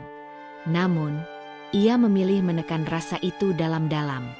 Saat ini, yang terpenting adalah menyelesaikan pesanan. Jam hampir menunjukkan pukul 11 malam ketika potongan terakhir bolu keluar dari oven. Meja di ruang tengah penuh dengan kotak berisi kue, siap diantar ke rumah Bu Rani besok pagi. Siska merebahkan tubuh di tikar. Ototnya terasa remuk, tapi hatinya lega. Pagi berikutnya, ia mengantarkan pesanan dengan bantuan Bu Narti yang membawa sebagian kotak di motornya. Sampai di rumah Bu Rani, sambutan hangat langsung terasa. "Wah, cantik-cantik bolunya. Wangi sekali. Terima kasih ya, SIS," kata Bu Rani sambil membayar pesanan dan memberi sedikit tip. Saat melihat tamu-tamu mencicipi bolunya di acara pernikahan itu, Siska merasa segala lelahnya terbayar. Beberapa orang bahkan langsung menanyakan nomor kontaknya untuk memesan. Salah satunya adalah pemilik sebuah kafe kecil di pusat kota yang tertarik menjual bolu Siska sebagai menu andalan. Namun, di tengah kebahagiaan itu, ada kabar yang membuatnya terdiam. Seorang tetangga yang juga hadir berbisik, "Bu Siska, hati-hati. Katanya Bu Ratna nggak senang kamu sering kelihatan di acara-acara begini. Dia bilang takut kamu terlalu mandiri." Kalimat itu membuat Siska sadar, ujian terbesar bukanlah memenuhi pesanan atau mengatasi keterbatasan alat, melainkan menghadapi pandangan negatif yang terus diarahkan kepadanya. Tapi kali ini, ia sudah punya tekad bulat. ia tidak akan mundur. Di perjalanan pulang, angin sore menyapu wajahnya. Ia tersenyum kecil, menggenggam erat setumpuk uang hasil kerja kerasnya. Dalam hati, ia berbisik, "Aku akan buktikan, Ibu. Mandiri bukan berarti melupakan keluarga. Mandiri justru membuatku bisa menjaga keluarga lebih baik." Sampai di kontrakan, ia mulai menulis rencana baru, memperbesar usaha, menabung untuk membeli oven listrik yang lebih modern, dan, yang paling penting, membangun nama tanpa harus meninggalkan kehormatannya sebagai istri. Di luar sana, matahari mulai tenggelam, langit berwarna jingga keemasan. Dan di hati Siska, ada sinar lain yang mulai muncul. Sinar keyakinan bahwa setiap ujian, sebesar apapun, hanya akan membuatnya lebih kuat. 3 hari setelah pesanan besar itu, suasana kontrakan Siska terasa lebih tenang. Oven kecilnya untuk sementara diistirahatkan, meja bersih tanpa tumpukan tepung, dan aroma bolu yang biasanya menguar kini tergantikan oleh wangi kopi hitam yang baru saja diseduh. Siska duduk di kursi rotan sambil menatap buku catatan keuangan usahanya. Angkanya mulai membaik. Ada sedikit rasa bangga, karena ia berhasil mengubah kemampuan membuat kue menjadi sumber penghasilan nyata. Namun, pagi itu, ponselnya berdering. Nama yang tertera di layar membuat napasnya sedikit berat. "Adi." "Halo, Mas," sapa Siska, mencoba terdengar ceria. Suara di seberang terdengar datar. "Siska, Ibu telepon aku kemarin. Katanya kamu sekarang sibuk banget jualan kue, sampai lupa ngurus rumah." Siska terdiam sejenak, mencoba menyusun kata-kata. "Mas, nggak benar kalau aku lupa ngurus rumah. Semua tetap aku kerjakan. Aku cuma ambil pesanan kue di sela-sela waktu." "Tapi Ibu bilang, kamu nggak pernah minta izin sama aku soal usaha ini. Dia juga bilang takut kamu jadi terlalu sibuk buat urusan rumah tangga." Adi menekan nada pada kata terlalu. Siska menggenggam ponsel lebih erat.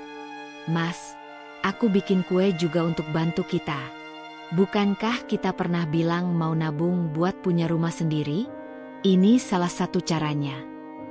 Ada jeda di seberang. "Aku ngerti maksud kamu. Tapi Ibu itu orang tua kita. Kalau dia nggak suka, sebaiknya kamu pertimbangkan untuk nggak terlalu sibuk jualan." Hati Siska seperti diremas. Kalimat itu terdengar seperti ultimatum halus. "Jadi, Mas mau aku berhenti?" "Aku cuma minta kamu pikirkan baik-baik. Aku nggak mau ada masalah antara kamu sama Ibu," jawab Adi, lalu mengakhiri panggilan dengan alasan harus bekerja. Telepon terputus, meninggalkan Siska dalam diam. Ia menatap cangkir kopinya yang kini sudah dingin. Rasa kecewa dan lelah bercampur menjadi satu.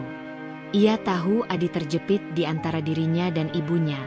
Tapi mengapa yang harus mengalah selalu dirinya? Siang itu, ketika Siska sedang menjemur pakaian, Bu Narti datang membawa kabar yang mencampurkan perasaan senang dan bingung. "SIS. Kemarin pas aku nganter bolu ke kafe, pemiliknya bilang mau ketemu langsung sama kamu. Katanya mau bikin kerja sama jangka panjang." Siska menatapnya dengan mata membesar. "Serius? Kerja sama seperti apa?" "Dia mau jual bolu kamu di kafenya, tapi harus ada stok rutin tiap minggu. Kalau cocok, bisa tambah menu lain juga," jelas Bu Narti antusias. Kesempatan seperti ini jelas langka. Tapi Siska langsung teringat telepon Adi pagi tadi. Tawaran besar ini berarti ia akan makin sibuk. Dan kalau Bu Ratna tahu, masalah pasti semakin rumit. Malam harinya, Siska duduk di meja kecil sambil menatap kertas berisi rencana produksi. Ia menimbang, menerima tawaran berarti menambah pemasukan, tapi juga menambah jarak dengan mertua. Menolak berarti ia kembali berjalan di tempat. Ia menatap foto pernikahannya yang terpajang di dinding. "Aku harus pintar," bisiknya. Keesokan harinya, Siska memutuskan menemui pemilik kafe itu, Pak Hendra. Kafe mungilnya di sudut kota dipenuhi aroma kopi dan musik akustik yang lembut. Pak Hendra, pria ramah berusia 40-an, menjelaskan konsepnya. Saya mau ada menu kue yang konsisten kualitasnya. Bolu kamu enak, lembut, dan aromanya khas. Saya bisa bayar di muka setiap minggu kalau kamu bisa supply tepat waktu. Tawaran itu menggoda. Siska pun mengangguk pelan. Saya mau coba, Pak. Tapi saya perlu waktu menyesuaikan kapasitas produksi. Pak Hendra tersenyum. Bagus. Kita mulai minggu depan, ya. Saat perjalanan pulang, angin sore menerpa wajahnya. Siska tahu ia baru saja membuka pintu ke tahap baru dalam hidupnya. Namun, langkahnya sedikit melambat ketika ia melihat sosok Bu Ratna berdiri di depan kontrakannya. Wajah mertuanya terlihat tidak ramah. Begitu Siska mendekat, Bu Ratna langsung bicara. Aku dengar kamu mau kerja sama-sama kafe di kota. Nada suaranya dingin, tapi jelas. Siska terkejut. Ibu, dari siapa? Jangan tanya dari siapa. Aku cuma mau ingetin. Jangan sampai kamu lupa diri. Ingat, rumah tangga itu dijaga dengan perhatian. Bukan dengan uang saja. Kalimat itu menusuk. Siska mencoba mengontrol diri. Bu, aku tidak lupa. Justru ini untuk masa depan kita. Terserah kamu mau anggap ini apa. Tapi kalau Adi sampai merasa istrinya lebih sayang pekerjaannya daripada suaminya, jangan salahkan siapa-siapa, kata Bu Ratna, lalu pergi tanpa menunggu jawaban. Malam itu, Siska tidak bisa tidur.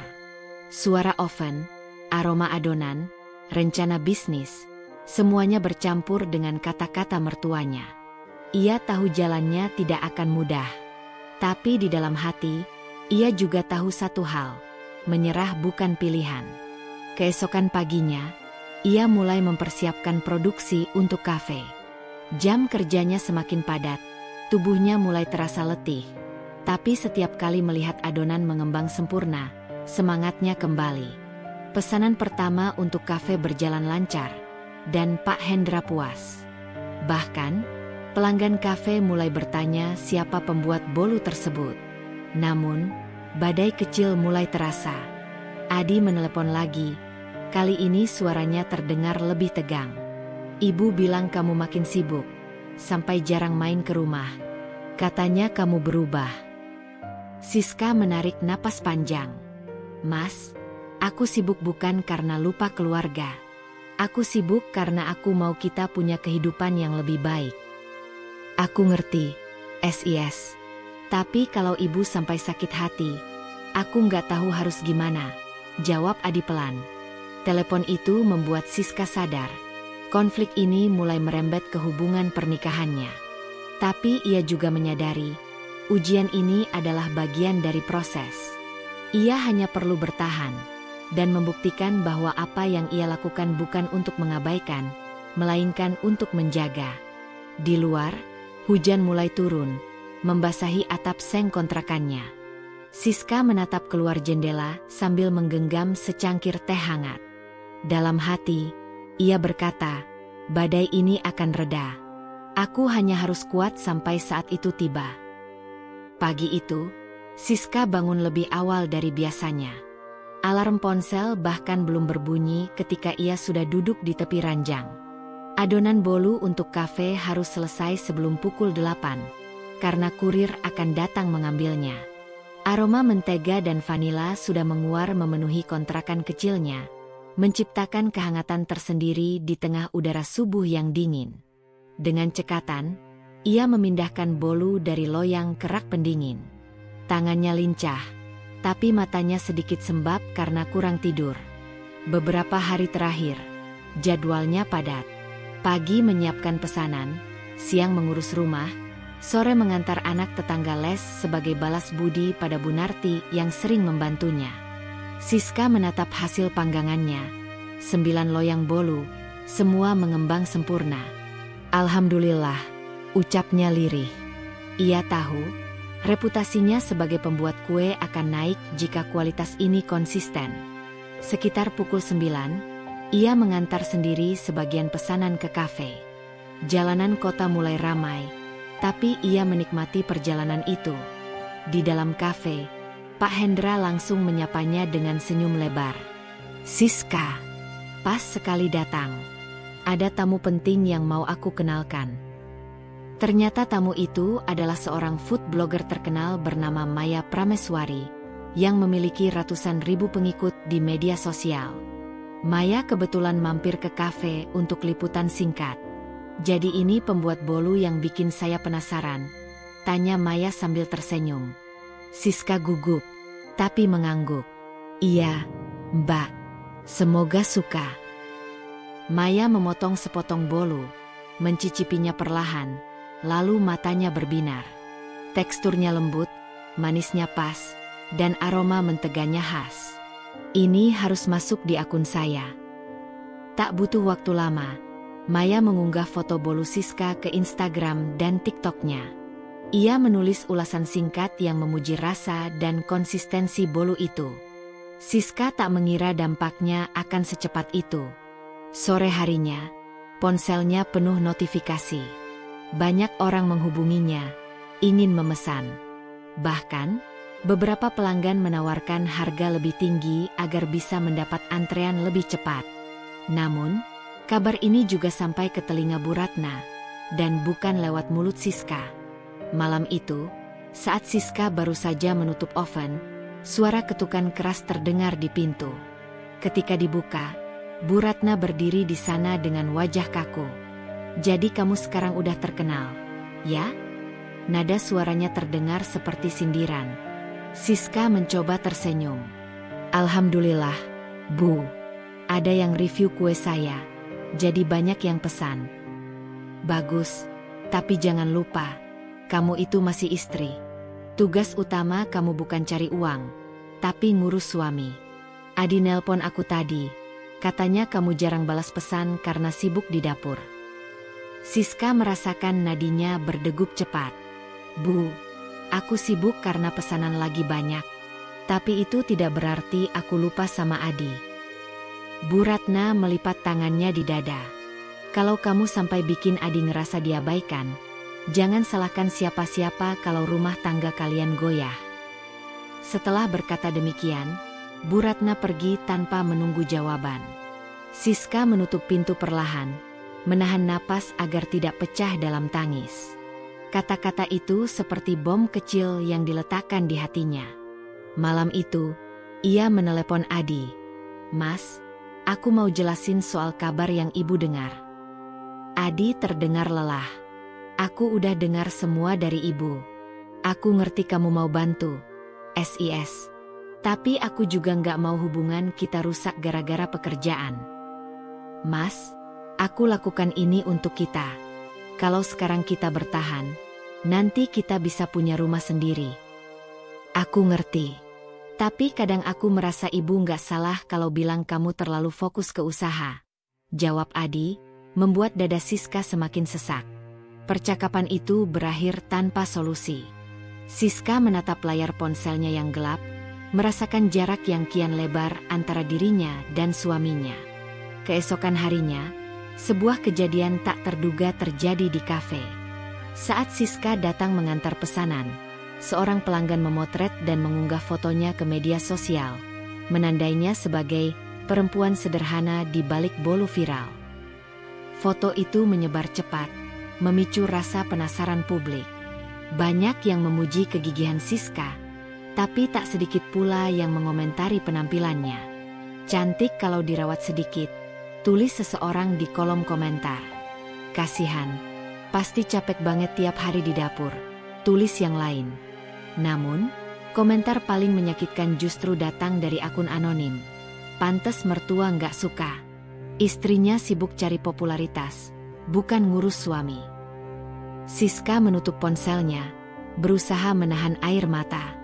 Ia tidak tahu siapa yang menulis komentar itu, tapi instingnya berkata, orang tersebut mungkin kenal dekat dengannya. Malamnya, Bu Narti datang membawa sekantong sayur. SIS. Aku lihat kamu trending di medsos. Keren banget, katanya sambil tertawa senang. Siska tersenyum tipis. Iya, Bu. Tapi ternyata nggak semua orang senang. Bu Narti menghela napas. Begitulah, Nak. Kalau kita maju, pasti ada yang nggak suka. Tapi jangan biarkan itu menghentikan langkahmu. Kata-kata Bu Narti menguatkan hatinya sedikit. Ia memutuskan untuk terus berjalan, meski badai komentar miring terus datang. 3 hari kemudian, Siska mendapat kabar mengejutkan dari Pak Hendra. SIS, besok ada liputan TV lokal yang mau meliput kafe. Dan mereka tertarik mewawancarai kamu juga. Kamu siap? Kesempatan itu terlalu besar untuk dilewatkan. Siska menerima, meski tahu konsekuensinya. Bu Ratna pasti akan semakin marah. Liputan itu berlangsung lancar. Siska tampil sederhana tapi percaya diri. Ia bercerita tentang awal usahanya, perjuangan mengatur waktu, dan mimpinya membangun masa depan. Banyak penonton yang tersentuh oleh kisahnya. Pesanan pun membludak hingga ia harus menolak sebagian. Namun, setelah acara itu tayang, telepon dari Adi datang malam-malam. Suaranya dingin. Siska, ibu marah besar. Dia bilang kamu sengaja cari perhatian di TV. Mas, itu bukan cari perhatian. Itu promosi usaha, jawab Siska, mencoba tenang. Tapi ibu nggak suka. Dia bilang mulai sekarang kamu harus batasi kegiatan di luar rumah. Siska terdiam. Dalam hati, ia merasa seperti sedang dipaksa memilih antara mempertahankan mimpinya atau menuruti kemauan mertua. Dan di titik itu, ia tahu bahwa badai yang selama ini mendung, sebentar lagi akan benar-benar pecah. Pagi itu, hujan turun sejak subuh. Deras, menghantam atap kontrakan Siska dengan bunyi yang ritmis namun berat. Siska duduk di meja dapur sambil memegang secangkir teh hangat. Matanya kosong menatap jendela yang berkabut. Biasanya, hujan memberinya rasa tenang. Tapi kali ini, justru membuat dadanya sesak. Ponselnya berdering. Nama Adi terpampang di layar. Siska menekan tombol jawab. SIS, ibu mau bicara sama kamu. Suara Adi terdengar datar, tanpa sapaan hangat seperti biasanya. Belum sempat Siska bertanya, suara Bu Ratna langsung terdengar lantang dari seberang. Siska, mulai hari ini, kamu berhenti dulu bikin-bikin kue itu. Aku nggak mau dengar alasan. Siska memejamkan mata, mencoba menahan diri. Bu, pesanan sudah banyak yang antre. Kalau saya berhenti mendadak, orang-orang kecewa. Biar saja. Kamu pikir lebih penting orang luar daripada suami sendiri? Adi pulang minggu depan. Aku mau kamu fokus nyiapin rumah, nyiapin diri, bukan sibuk di dapur bikin kue buat dijual. Kata-kata itu seperti cambuk. Siska terdiam sejenak sebelum menjawab, suaranya bergetar. Bu, usaha ini untuk masa depan kami juga. Saya nggak pernah lupa tugas saya sebagai istri. Tugas istri itu patuh. Kalau kamu nggak nurut, jangan salahkan siapa-siapa kalau aku ambil langkah tegas. Balas Bu Ratna tanpa memberi kesempatan untuk bicara lagi. Telepon pun terputus. Siska menatap ponselnya lama. Langkah tegas, yang dimaksud, ia tahu betul artinya. Bu Ratna tak segan mempengaruhi Adi agar mempertimbangkan pernikahan mereka. Bayangan itu membuat perutnya terasa mual. Hari itu, ia tetap bekerja seperti biasa, meski tangannya sedikit gemetar setiap memegang mixer. Bu Narti datang membantu, mencoba mencairkan suasana. Kalau kamu menyerah sekarang, SIS, semua perjuangan dari awal akan sia-sia. Tapi aku tahu, yang kamu hadapi bukan cuma soal usaha, kata Bu Narti pelan.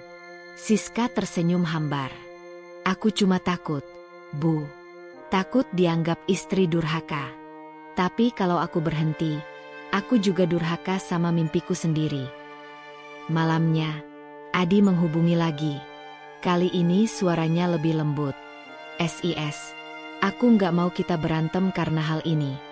Tapi ibu memang keras kepala. Kalau kamu bisa nurut dulu sebentar, nanti mungkin ibu akan lunak. Siska menghela napas. Mas, aku ngerti maksudmu. Tapi pesanan ini bukan hal kecil. Banyak orang yang sudah bayar DP. Kalau aku batalkan, nama baikku rusak. Adi terdiam lama. Ya sudah, kamu putuskan sendiri. Tapi aku nggak mau ibu merasa kamu melawan. Kalimat itu seperti garis batas yang ditarik di antara mereka.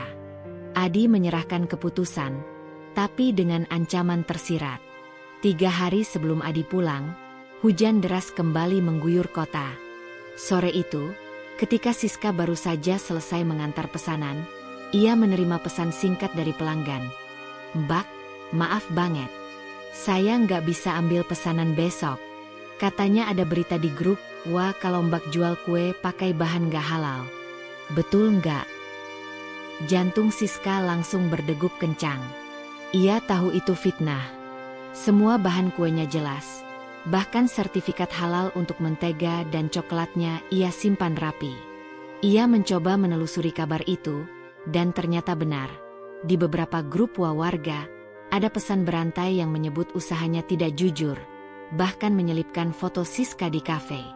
Yang membuatnya lebih terkejut adalah, pesan itu pertama kali tersebar dari grup arisan yang sering dihadiri. Bu Ratna. Siska tak menunggu lama.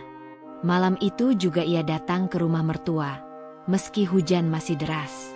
Dengan payung biru dan baju yang sudah setengah basah, ia berdiri di depan pintu. Ketukan kerasnya membuat Bu Ratna keluar. Kamu? Datang malam-malam begini mau apa? Siska menatap langsung ke mata mertuanya. Bu, kenapa ibu sebarkan kabar kalau saya jual kue pakai bahan gak halal? Itu fitnah. Bu, saya nggak pernah sekalipun pakai bahan yang meragukan. Bu Ratna tersenyum tipis, tapi nadanya dingin. Kalau memang halal, kenapa marah? Lagi pula, orang cuma saya kasih tahu biar hati-hati. Saya kan khawatir. Itu bukan khawatir, Bu. Itu menjatuhkan. Dan akibatnya, banyak pesanan saya dibatalkan. Suara Siska mulai meninggi. Bu Ratna melipat tangan. Ya bagus. Berarti kamu bisa punya waktu buat nyambut Adi pulang. Itu kan yang seharusnya kamu lakukan.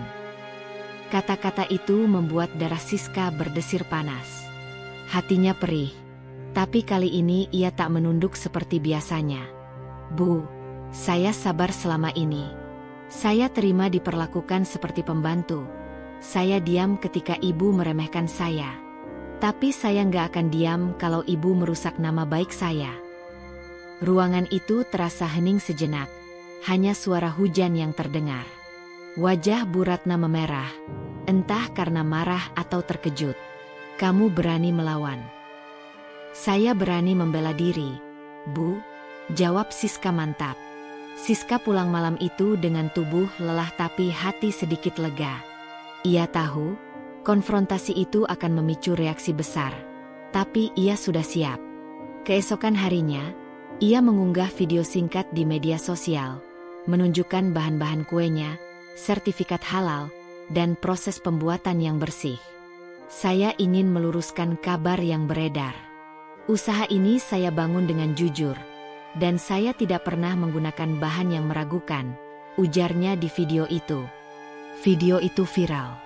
Banyak pelanggan lama yang membelanya di kolom komentar. Beberapa bahkan mengunggah ulang testimoni mereka. Namun, di balik dukungan itu, Siska menerima pesan dari Adi. Aku baru dengar kamu ribut sama ibu. SIS. Ini bikin aku bingung. Aku nggak mau pulang dan lihat kalian saling benci. Siska menatap pesan itu lama. Lalu ia membalas singkat. Mas, aku juga nggak mau saling benci. Tapi aku nggak mau lagi diinjak-injak. Hari kepulangan Adi pun tiba. Stasiun penuh sesak sore itu. Siska datang menjemput dengan hati campur aduk. Saat Adi turun dari kereta, mereka berpelukan singkat. Tapi tatapan Adi menyeratkan kegelisahan. Di perjalanan pulang, Adi hampir tak bicara. Sesampainya di rumah mertua, Bu Ratna sudah menunggu di ruang tamu. Wajahnya datar. "Adi, kamu lihat sendiri kan, istrimu ini keras kepala," kata Bu Ratna tanpa basa-basi. Adi menghela napas panjang. "Bu, aku cuma mau kita semua tenang. SIS, tolonglah, jangan bikin ibu marah lagi."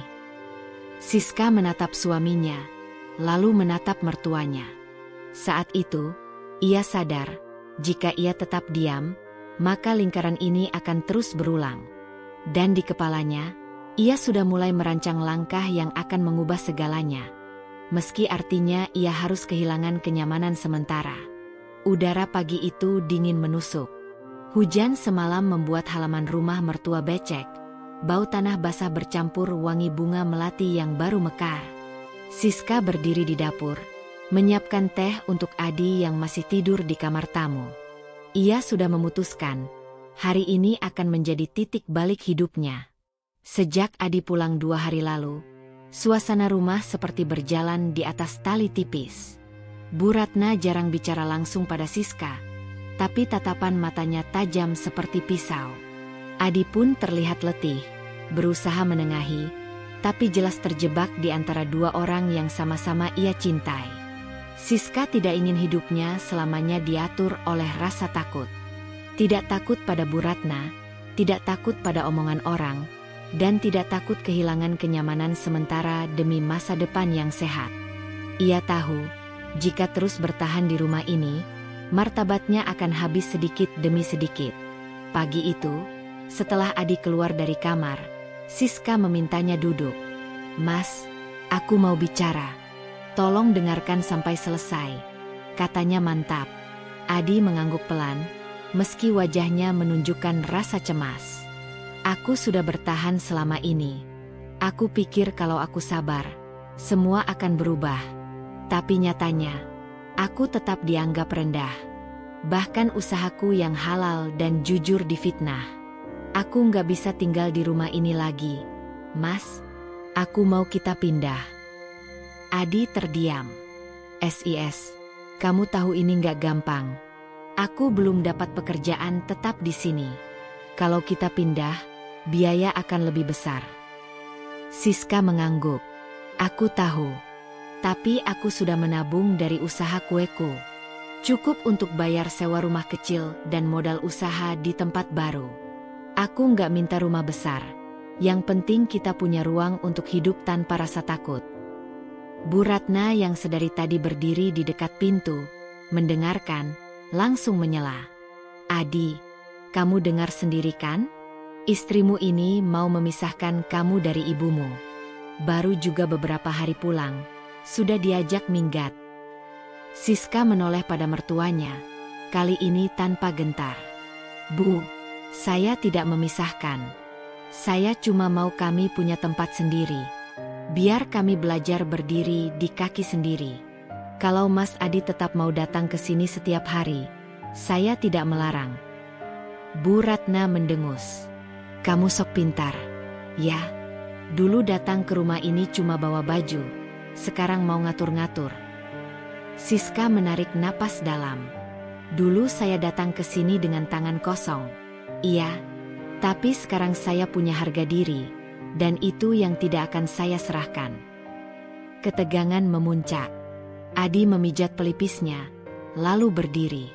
"Bu, SIS, aku nggak mau kalian bertengkar. Tapi aku juga nggak mau istriku hidup dalam tekanan. Kalau SIS mau pindah, aku ikut. Kita coba jalani. Aku janji tetap sering pulang nengok ibu." Kalimat itu membuat ruang tamu seakan membeku. Bu Ratna terperanjat. "Adi, kamu lebih pilih dia daripada ibu." Adi menatap ibunya. "Bukan soal memilih, Bu. Ini soal rumah tangga saya. Saya harus menjaga istri saya, seperti saya juga ingin tetap menjaga ibu." Siska menahan air mata. Ia tahu, ini keputusan besar bagi Adi. Malam itu, Siska membereskan barang-barang mereka. Hanya pakaian, peralatan pribadi, dan sedikit peralatan baking yang ia bawa. Semua dilakukan tanpa ribut-ribut, meski tatapan Bu Ratna setiap kali ia lewat terasa seperti paku yang menusuk. Keesokan harinya, mereka pindah ke sebuah rumah kontrakan kecil di pinggiran kota. Dindingnya sederhana, catnya agak kusam, tapi ada halaman kecil di belakang yang cukup untuk menaruh oven dan meja kerja. Saat pertama kali menjejakkan kaki di sana, Siska merasa dadanya lapang untuk pertama kalinya dalam bertahun-tahun. Adi membantu mengangkat barang, meski ia terlihat masih memikirkan ibunya. Siska tahu, proses ini tidak akan mudah. Tapi ia percaya, kebebasan yang sehat akan membuat mereka lebih kuat sebagai pasangan. Hari-hari berikutnya, Siska mulai membangun ulang usahanya dari rumah kontrakan itu. Pelanggan lama yang percaya padanya kembali memesan. Bahkan jumlahnya bertambah karena mereka terkesan dengan keberaniannya melawan fitnah. Siska menambahkan layanan antar dan promosi online yang lebih rapi. Di sela-sela kesibukan, Siska dan Adi sering duduk bersama di teras, membicarakan masa depan. Adi mulai melihat bahwa keputusan pindah bukan berarti memutus hubungan dengan ibunya, tapi memberi mereka ruang bernapas. Namun, tidak semua berjalan mulus. Suatu sore, Bu Ratna datang tanpa pemberitahuan. Tatapannya dingin saat melihat rumah kontrakan itu. "Jadi ini tempat kalian sekarang?" katanya sinis. Siska tersenyum ramah, meski jantungnya berdegup. "Iya, Bu. Silakan masuk." Bu Ratna duduk tanpa bicara lama, lalu akhirnya berkata, "Kue-kue kamu, ada yang kirim ke rumah teman saya. Katanya enak. Saya coba, memang enak. Tapi lain kali, jangan lupa kirim ke ibu." Siska tertegun. Itu mungkin bukan permintaan maaf, tapi baginya, itu sudah langkah awal. Ia mengambil satu kotak kue yang baru selesai dihias, lalu menyerahkannya. "Untuk ibu. Gratis. Dari saya." Bu Ratna menerimanya tanpa banyak bicara, lalu pulang. Siska menatap punggungnya yang menjauh, berharap suatu hari hubungan mereka bisa benar-benar membaik. Bulan demi bulan berlalu. Usaha Siska makin berkembang. Adi mendapat pekerjaan tetap di sebuah perusahaan logistik, dan hubungan mereka lebih harmonis. Meski hubungan dengan Bu Ratna belum sepenuhnya cair, setidaknya tidak lagi diwarnai caci maki atau fitnah. Siska tahu, semua ini tidak akan terjadi kalau ia tetap memilih diam dan bertahan hanya demi menghindari konflik.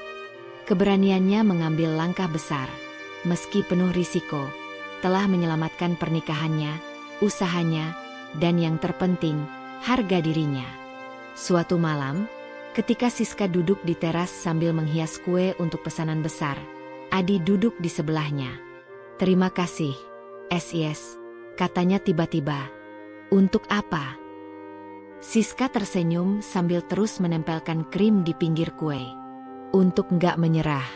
Untuk ngajarin aku kalau rumah tangga itu nggak cuma soal sabar, tapi juga soal berani." Siska menatapnya, lalu berkata pelan, "Sabar itu penting, Mas. Tapi kalau sabar berarti membiarkan diri diinjak, itu bukan sabar, itu menyerah. Dan aku nggak mau kita hidup dengan cara itu." Malam itu, bintang bertaburan di langit, dan angin malam membawa wangi melati dari halaman. Siska tersenyum, tahu bahwa badai besar dalam hidupnya telah berlalu, dan ia kini berdiri di tanah yang lebih kokoh. Ia sudah membalas kelakuan kejam mertuanya, bukan dengan dendam, tapi dengan membuktikan bahwa ia bisa bangkit, mandiri, dan tetap menjaga kehormatannya. Dan di sanalah letak kemenangan sejati dalam rumah tangga. Sabar itu penting, tapi sabar bukan berarti membiarkan diri kita disakiti terus-menerus. Cinta dan hormat pada keluarga, baik keluarga sendiri maupun keluarga pasangan, tetap harus diiringi dengan batasan yang sehat. Jangan takut mengambil langkah demi menjaga harga diri, kesehatan mental, dan masa depan rumah tangga yang sehat. Ingat, keberanian untuk melangkah bukan berarti meninggalkan, tetapi membangun ruang yang lebih aman dan layak untuk tumbuh bersama. Terima kasih telah mengikuti perjalanan Siska dari awal hingga akhir. Semoga kisah ini menjadi pengingat bahwa setiap badai pasti berlalu, dan kita selalu punya pilihan untuk bangkit serta memperjuangkan kebahagiaan yang kita layak dapatkan. Tetaplah kuat, tetaplah berani, dan jangan lupa, setiap langkah kecil menuju kebaikan adalah kemenangan besar. Sampai jumpa di kisah inspiratif berikutnya. Dan semoga kebahagiaan senantiasa menyertai langkah Anda.